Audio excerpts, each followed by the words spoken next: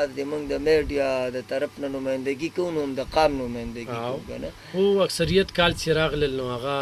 دغه خبره کوي په دغه موږ چې څه وایو هغې مرسته وکړله نو هر سړی چې یاره د دې ملک محب وطن که نه خو هغه هرې پارټۍ سره سیاست په خپل ځای خو چې ملک نو سیاست کوي علب خان وایي د قام تاسو مطلب دا فلسطین او شام او عراق او لیبیا او افغانستان دا ملکونه د قوم ته مخې ته پراته دي چې که پر قوم په دې خاوره په خپل پوج ننګ نه کوي نو بل ورځ به دی غالي د خپل پوج سره به ودرېږي د سره به په اوږه ولاړې بلکې زه هم چې کله دوی اډر وکړي مخکې کېدل هم ترې پکار دي نو ایله به ته مطلب دا رې ګوره د جنګ په دوران کې تا سره غم و د سن 65 جنګ کې بیا وي په سپین بالغ څادر واچوی خندق یې وکړی د سن 71 جنګ کې هم دغسې سن 71 جنګ خو ما ته یاد هم شي چې مونږ به ځان ته په سپینو بالښتونو باندې کپړه اچوله چې بل رجس ته ښکاري نه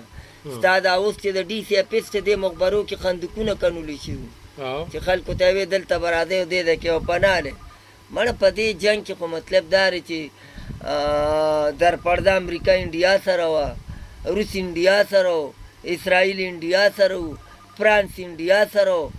دا خو نن د هغوی مجبوري ده تا ګوره په دغه جنګ کې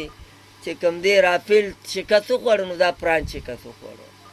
کوم چې د هغوی ډرون شکست وخوړو د امریکې شکست وخوړو ځکه ډرون اسرائیل ورکړي او اسرائیلو له امریکې ورکړي رافیل چې و دا د فرانس و نو د دغې جرنل عاصم منیر حکمت عمله به یک وخت د درېو څلورو ملکونو دفاعي قوتونو له شکست ورکړی نن دا د ټولو ملکونو مجبوري ده څنګه چې د یو کالر مو وي چې د پاکستان عزت د پاکستان په عزت کې 100 نه د 200% نه هم زیاته اضافه شوې ده نن مطلب دا دی تا دوه درې ځله د خپل وزیر اعظم د استقبال خبره وکړه تا وزیر اعظم مخکې دا ټیک ته چې نه زموږ دوست ملک دی خو دغلته د ډېرو ملکونو نمایندګي وه لبخان بې زه بیا یو ځل وایم چې 20 ملکونه نو